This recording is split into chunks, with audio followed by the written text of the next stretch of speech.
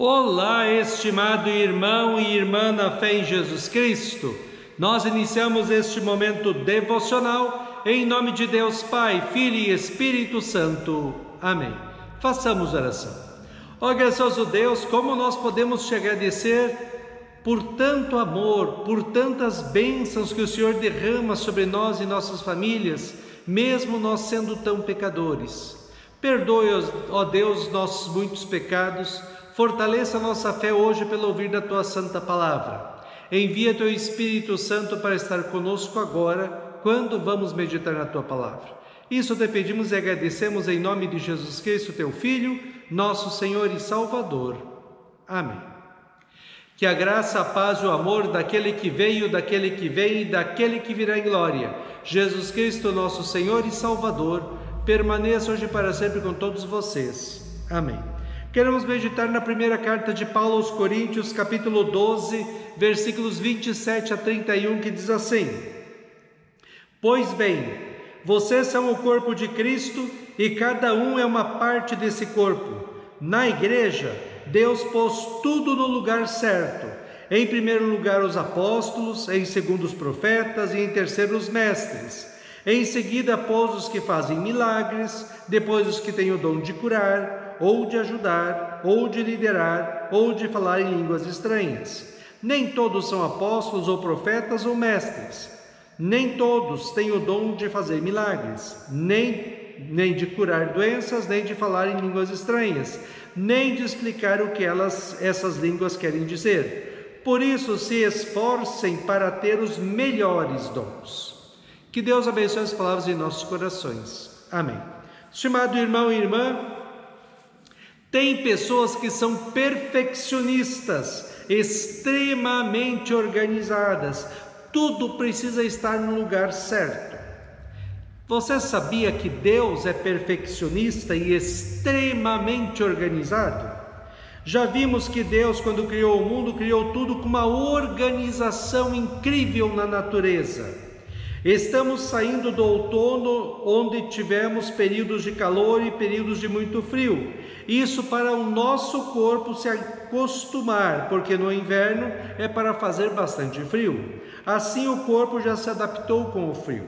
Depois do inverno vem a primavera, que acontece a mesma coisa, períodos de frio e períodos de calor, para o corpo ir acostumando com o calor e não dar um choque térmico quando ele chegar. Lembramos que Deus criou o mundo perfeito. Todas as coisas ruins que existem no mundo surgiram porque o ser humano resolveu abandonar Deus e praticar o pecado, que na verdade é uma revolta contra Deus. Como Deus havia avisado Adão e Eva, o pecado traria como consequência todos os males que enfrentamos hoje, inclusive a morte aqui no inferno. Movido pelo seu imenso amor, Deus resolveu consertar o erro dos seres humanos, chamado pecado, e dar um novo destino ao ser humano pecador, em vez do inferno, a vida eterna nos céus. Para isso foi necessário que Jesus Cristo, Filho de Deus, viesse ao mundo, levasse sobre si mesmo todo o peso da ira e castigo eternos de Deus pelos pecados de todos os seres humanos, tanto em seu corpo como em sua alma.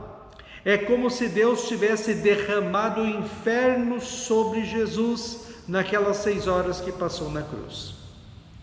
Quando Jesus disse, está consumado, afirmou categoricamente que ele satisfez a justiça de Deus, que dizia que, por cada pecado, deveria ter uma punição, um castigo eterno no inferno.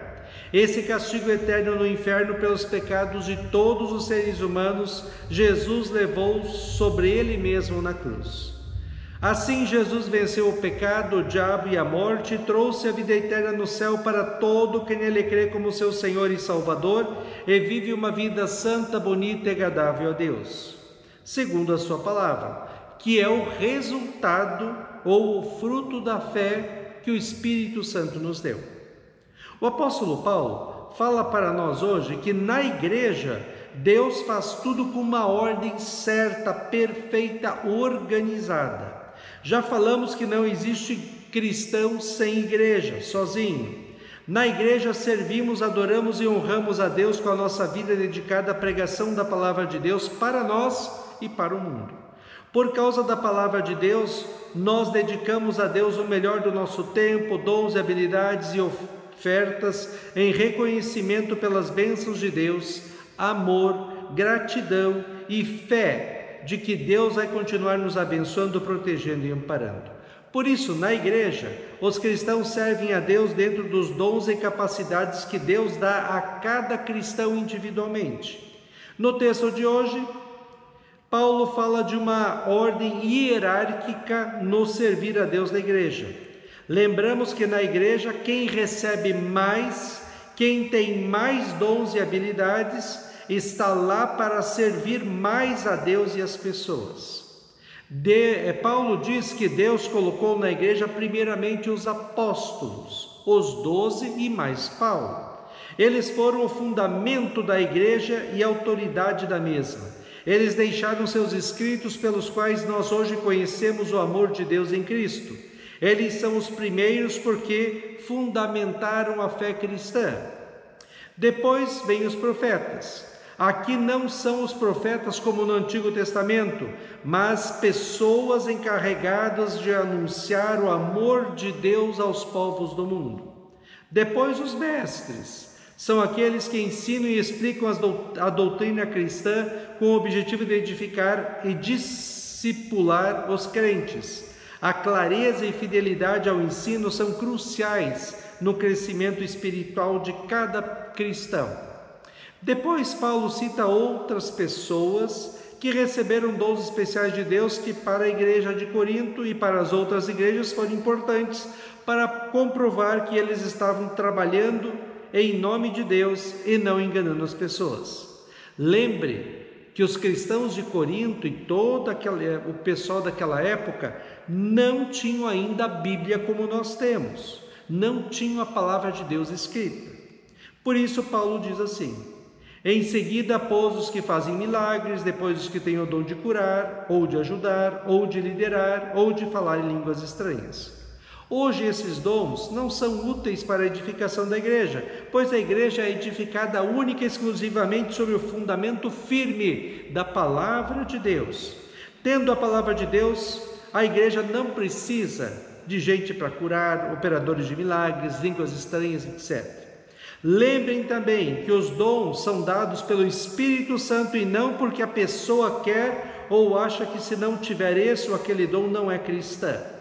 O Espírito Santo dá os dons de acordo com a necessidade de cada local e época. Por exemplo, em todas as épocas são necessários para a igreja mestres e pastores que ensinam a palavra de Deus, missionários que vão ao mundo pregando a palavra de Deus, cristãos que ajudem os outros em suas necessidades materiais e emocionais e espirituais, músicos para levar o povo de Deus a louvá-lo. Dons do Espírito Santo não são para mostrar que a pessoa é cristã, mas para que, como cristã, a pessoa possa servir a Deus na edificação da igreja e na pregação da palavra de Deus.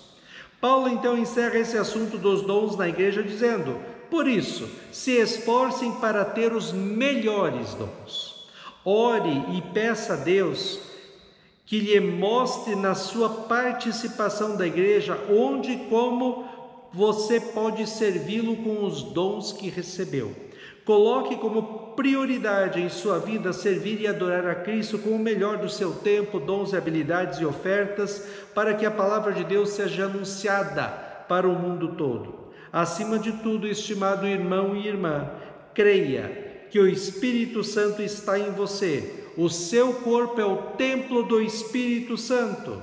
Ele trabalha em você toda vez que você ouve a palavra de Deus e participa da Santa Ceia. O Espírito Santo lhe dá sabedoria para andar por este mundo confuso e mau até chegar aos céus. Coloque-se à disposição de Deus para que Ele use você na missão de salvar pessoas pela pregação da palavra de Deus. Fazendo assim, você verá que a pessoa que será mais feliz em tudo isso será você mesmo, pois estará fazendo exatamente aquilo para o qual Deus lhe criou. Jesus Cristo lhe salvou e o Espírito Santo transformou você em cristão, cristã. Como diz 1 Pedro 4, 10 e 11. Sejam bons administradores dos diferentes dons que receberam de Deus.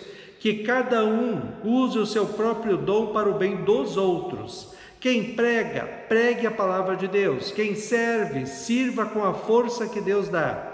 Façam assim para que em tudo Deus seja louvado por meio de Jesus Cristo, a quem pertencem a glória e o poder para todos sempre. Amém. Façamos oração. Ó Senhor nosso Deus, nós te louvamos porque nós fomos chamados das trevas do pecado e da condenação eterna para a maravilhosa luz da salvação. Que nós possamos juntos da igreja te servir com o melhor daquilo que somos e temos, para que essa tua palavra que nos deu vida, também dê vida para tantas pessoas que estão desesperadas neste mundo. Que nós possamos usar os dons que o Espírito Santo nos dá juntos da igreja, para que essa tua palavra continue a ser anunciada para nós e para o mundo. Usa-nos, Senhor, como teus instrumentos para a evangelização do mundo. Fica conosco neste dia, cuida de nós e dá-nos sabedoria. Isso te pedimos e agradecemos em nome de Jesus. Amém. Receba a bênção do Senhor. O Senhor te abençoe e te guarde. O Senhor faça resplandecer o seu rosto sobre ti e tenha misericórdia de ti. O Senhor sobre ti levante o seu rosto e te dê a paz. Amém.